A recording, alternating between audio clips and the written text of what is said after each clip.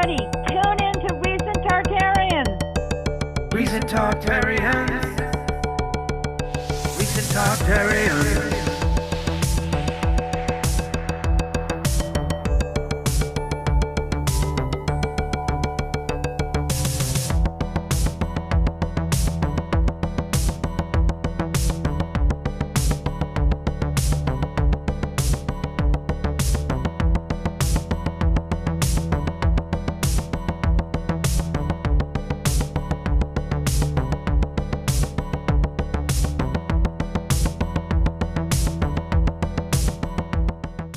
I figured it'd be fun to talk about Captain Planet or Propaganda Capitan. In general, to try to segue into the larger subject of who holds the key to these stories of media and sci-fi and why it's important and how it's relevant to our current study of ancient history, especially when looking for the most pure and unabridged versions of these ancient myths, where certainly every version throughout history has been augmented and altered so that any version of history today would take some sort of an expert in fake news to understand how to decrypt it. But one of the reasons I want to start with Captain Planet is because it's a pretty big segue into my introduction to some of this stuff. And granted, viewing most of these cartoons sort of happened to me all at the same time as a young child. But I remember the first time I saw Captain Planet, I was on my way to see Shamu at SeaWorld, and we were staying at this motel in San Diego that had Murphy beds. And I was like, dude, why do we have to go see a whale when we've got this crazy show and these beds that fold into the walls? And ironically, or perhaps synchronistically, the episode had something to do with the protection of whales. But then my dad introduced me to the name of the owner of this intellectual property, which started turning the locks in my mind about these stories and who makes them and who holds the keys. Not just in the ancient times or the 1920s with Walt Disney in the 60s dying, or the 1920s, but even in the 90s and today. And his name is Ted Turner. And what should I say about Ted? Or his revised 10 Commandments for the planet, and his nature reserves, some of the largest in the world, and in fact the largest in the United States. Or his involvement with Pilates and actress supermodel Jane Fonda, turned eco-fascist, but who hasn't loved a crazy woman? And eventually they went separate ways. But what do I have to say about Ted Turner? I have nothing to say. But I think Turner's 10 Commandments are pretty interesting, so I will at least quote him. Commandment number 1. I promise to care for the planet Earth and all living things thereon, especially my fellow human beings. Commandment 2. I promise to treat all persons everywhere with dignity, respect, and friendliness. Commandment 3. I promise to have no more than 1 or 2 children.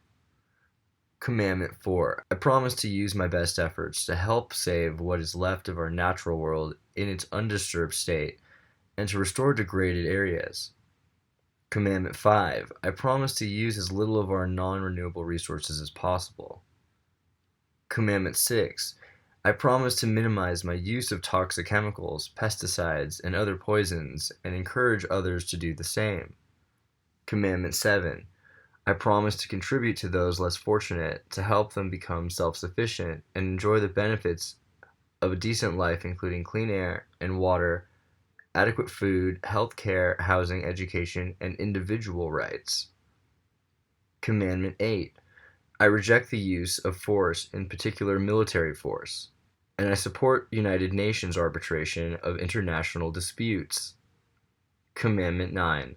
I support doing everything we can to reduce the dangers from nuclear, biological, or chemical weapons, and ultimately the elimination of all weapons of mass destruction. Commandment 10. I support the United Nations and its efforts to improve the conditions of the planet. And there's a special Commandment 11. I support clean, renewable energy and a rapid move to eliminate carbon emissions. Pretty interesting stuff. But in regards to Ted Turner, that's all I really have to say, except, I suppose, I wish him all the best. Anyway, creating a Titan. Once upon a time, in the 1990s, our world was in peril. Gaia, the spirit of the earth, played by Whoopi Goldberg, again, awakes from over 1,000 years of slumber. She slept too long. There's something about these super spirits in these stories needing to sleep and recharge for a long time.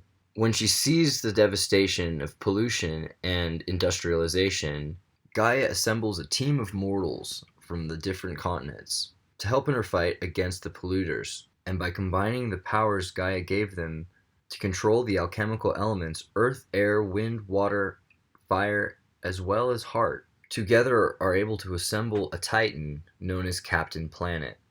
And yeah, he's teal, and he's got green hair, that's for sure, maybe blue, depending. And it's kind of funny, but it's kind of interesting that there actually is a whole thing about this regarding the incarnation of Vishnu and husband of Sita, Rama, who conceptualizes the world and the nature of life, and according to some traditions, is actually green.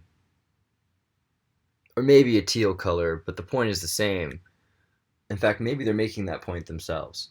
That together their unified force creates the alchemical response that is the avatar of Vishnu, Rama, who uses all the elements, earth, air, wind, water, and fire, as well as the force of love, to rebuild this world anew from the ashes. And of course, specifically, a girl from the Soviet Union and from the People's Republic of China, from Africa and Peru, from the ambiguously described continent of Africa, and the perhaps out-of-date stereotype of the rainforest of Peru, as well as the pheomelaninic ginger from New York City, with the control of fire. This place looks terrible. Nothing will grow here. I know, Kwame. Many forms of mining destroy the land. But there's something you can do that will stop more of our beautiful Earth from looking like this. Instead of throwing away your aluminum cans, foil, and other reusable metals, take them to a collection center. Be a planeteer. Recycle. We do. The power is yours! The power is yours. Use it or lose it. Also, last time we talked about the love triangle in the Thundercat's cradle, involving Chitara betwixt Tigra and the child King Lion-O.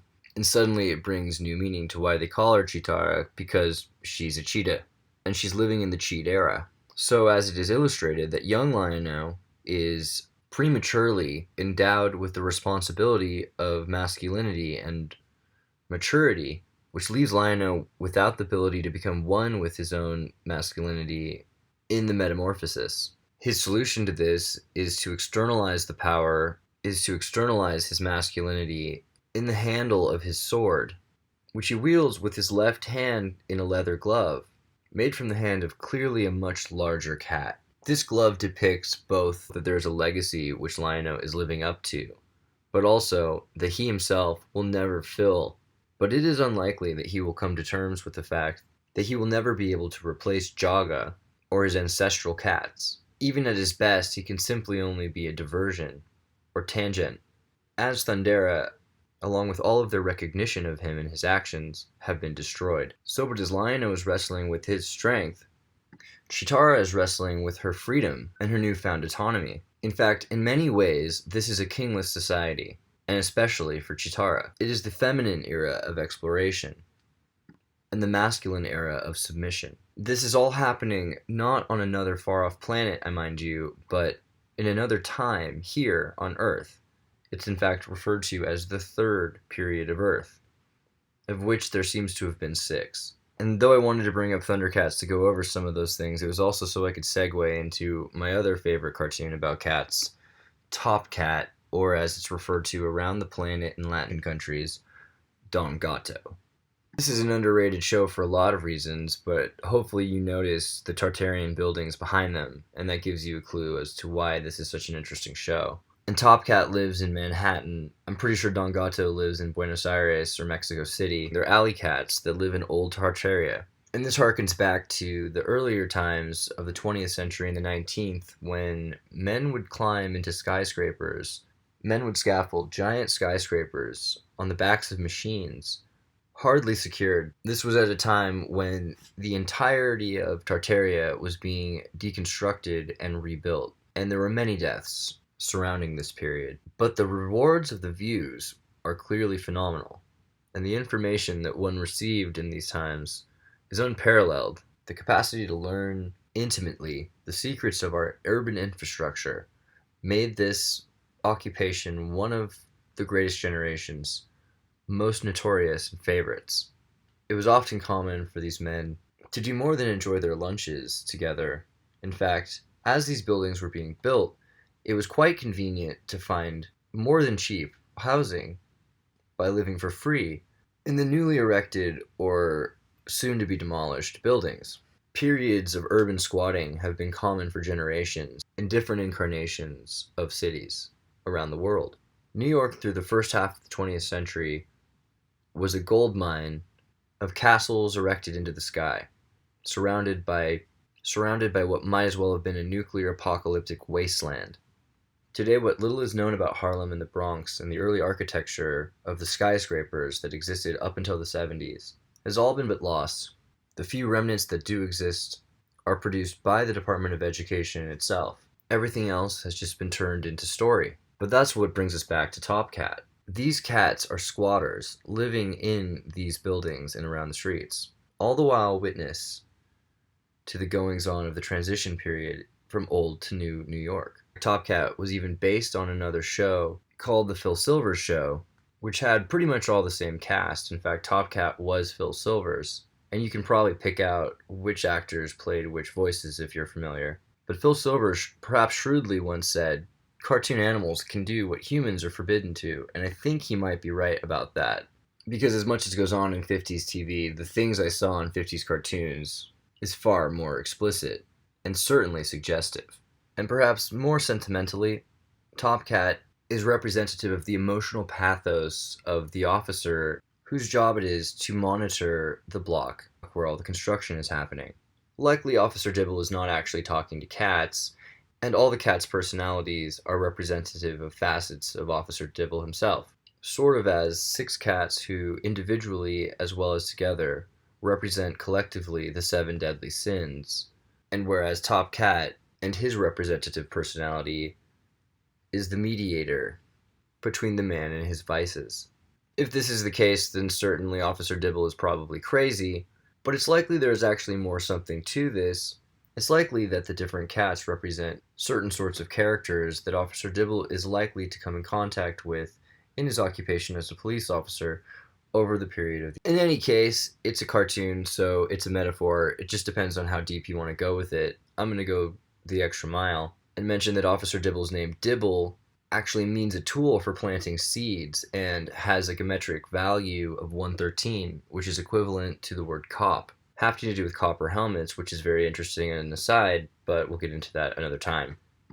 The concept that Officer Dibble is actually a tool, planting seeds by penetrating into the soil of the psyche, seems more on track. Things of that sort seem kind of on track with the sort of things that we've been observing thus far. And since we are psychoanalyzing cartoon cats at this point, I might as well mention that their insular clique revolves around the inflated narcissism of the Top Cat, whose ego is matched only by their vapidity and insecurity. His enthusiasm is encouraging to the other cats, and in fact probably necessary, but each one of them has their own merits, and in fact probably, if not left to their own devices, but a part of something greater, could all be some sort of a top cat in their own right. However, each one's superpower is matched with their own dependency on a vice.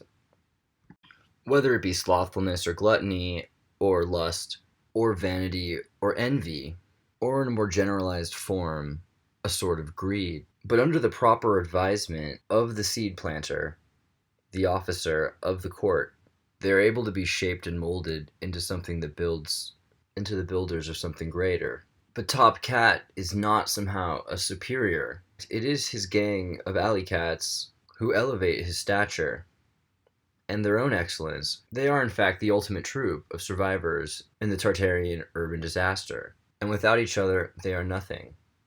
It is the philosopher's stone soup, another very ancient legend of lost Tartaria. And Chooch has a better, more subtle fashion sense. And though he doesn't gloat about it, he's clearly sort of the underachiever. He likes to read poetry, and he hangs out at the BMCC and the BCC, Borough of Manhattan Community College, and Bronx Community College, for the arts. And speaking of Tartaria, maybe you've been wondering when we were going to talk a bit more about the ancient history of Tartaria. and all the secrets that we've been uncovering from the ancient libraries, which we've been compiling on the Foundry at tartarinova.com. Though maybe you haven't been in there yet, and perhaps you just want to know more about ancient history and ancient Tartaria and other forgotten civilizations. As a team, we're working together, one you can be a part of, and learn all about what we are uncovering, the connections that we're making, and yes, even building. So now we have a new show called Tartar Source, and it's a pretty good way to keep up to date with the recent news in Tartaria, as well as to follow up with us and keep in touch with the experts that are working together to interpret all this new material, of which there's just way more than you could possibly imagine. Like the connections between Africa and Spain that we're finding in terms of ancient hydraulic technology, particularly pivotal in agriculture and environmental landscaping, essentially the difference between a desert and an oasis, but also capable of producing electricity. Also the caves and the castles and the tall bridges beyond the great mountains carved into the mountains above Andalusia, enormous, innate, and some would say embedded into the sides and into the hill, into the stone itself, all fabricated so long ago that we've supposedly lost the capacity to do such things again. A place controlled by a culture stripped of human icons and replaced with an arabesque mosaic culture, meticulous and sophisticated as it was technologically advanced. However, after eras of iconoclasm, their records and their stories were burned or stolen, and in the best of scenarios, hidden, often in plain sight, as stories that were passed down to the children of the winners of history. Some of these ancient Tartarian myths and legends have made it further through history into our own culture than you might anticipate. And this brings me into Gargoyles, the iconic monsters of Goetia. And similarly, once upon a time, long ago, in the 90s, there was a cartoon about living stone flying giants, known as gargoyles. And these super powerful, beastly titans, endowed with the spirits of demons, were able at night to rise above into the clouds, so long as they returned to their castle posts by the dawn. This clause in the contract of these all-powerful stone titans was quite a catch, because if they were not able to return to their posts, they would be turned to stone and trapped for centuries, which eventually they were. Unable to return to their castle's tower perches, these gargoyles were trapped in stone for centuries, unable to move, until, as another clause in the contract reads, the gargoyles are raised above the clouds, acting as a sort of black sun solar reset. And luckily for them, this eventually happens when they are transported to New York as ornaments to be placed on the top of a new tech mogul CEO's, of a wealthy tech mogul's New York tower. And wouldn't you know it, the rich man is hardly surprised at all. In fact, it's exactly as he had planned. Because, as it turns out, this seemingly innocuous techno-anrandus, working on a series of personal digital assistants and robotic tools for automation, is in fact actually a wealthy Techno Pagan who totally knew about the prophecy and the spell, and in fact was banking on it, literally, because this Techno Pagan has been trying to build his own Titan slaves, probably ever since that time at Burning Man, where he had the idea, to transmute the gargoyle's effigy from stone using the alchemy of metal, which requires flesh, stone, fire, and wood, and of course to throw a hand into the fire. That's that flesh part that they kind of probably left out of Gargoyles a bit, although somebody's going to tell me actually Gargoyles was way darker, and I'll have to agree. But eventually the Anrandus Techno-Pagan is successful at creating his metalloid flying monsters. But the difference between the automatons and the spiritual intelligence that resides within the gargoyles is made perfectly clear. It is degenerative and lacks life. It is an effigy, but it is not authentic. It is correct in process, but it is empty. It has all the ingredients, except it lacks soul. Incidentally, similarly, the girlfriend, the leader of the Manhattan clan, Goliath, has a former mate who causes him nothing but grief. Damona, her name, some sort of a concoction between demon and Delilah. Her name, in fact, was originally intended to be Dakota, Goliath frequently refers to her as the Angel of the Night, which admittedly is an endearing pet name. Damona betrayed the castle of Wyvern 1,000 years ago by entering a bargain with the Viking raiders to lure away her mate Goliath and his clan of Gargoyles. However, Damona failed to convince Goliath to get the Gargoyles away from the castle, her end of the bargain, and the clan was slaughtered during daylight. When Goliath returned, he believed Damona to be dead himself, returning to only find 6 survivors, including Goliath. The tragedy led to Goliath and the other 6 being turned to stone for 1,000 years. This must have been sad for Damona for 2 reasons. For one, because she'd lost her lover, but for the other, because she was not stone, so she had the ability to feel emotions, perhaps. For the next 1,000 years, she lives throughout history, interacting with some of the greatest figures, such as Macbeth or Duncan of Scotland. Fiona Canmore in Paris helped Kenneth III before the Battle of Montvisiard in his fight against Constantine, and even procures a stargate, referred to as the Phoenix Gate, along with a book, the Granorum Arcanorum, the central book of spells, or Groetia of the Gargoyles. Perhaps poetically, it is through her attempts to do harm that so much good is done, even if by accident, and perhaps especially. But also it is through that self-discovery and reflection of her pathos that Goliath learns the true difference between himself and the machines, and the alchemical truth behind being and living stones versus metal mechanisms, and what it really means to raise above the clouds. But as they've recently burned down Notre Dame and removed the best gargoyles, stone and bronze metal as they were, it's becoming more and more important to study the living remnants of this history. So maybe it's time to take a look at the history of the transition period between Tartaria and the Old Country into the 18th, 19th, and 20th century, from medieval entertainment into Hollywood. And before we get to Disney or Pixar, we have to do vaudeville. Hey, everybody, tune in to Recent Tartarians. Recent Tartarians.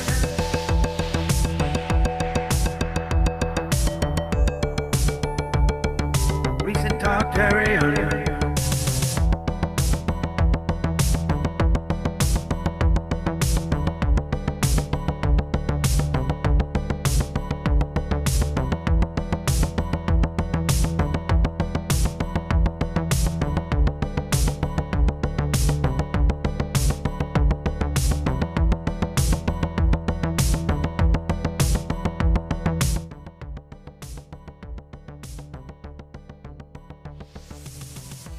If you're interested in trying out the Foundry, just visit tartarinova.com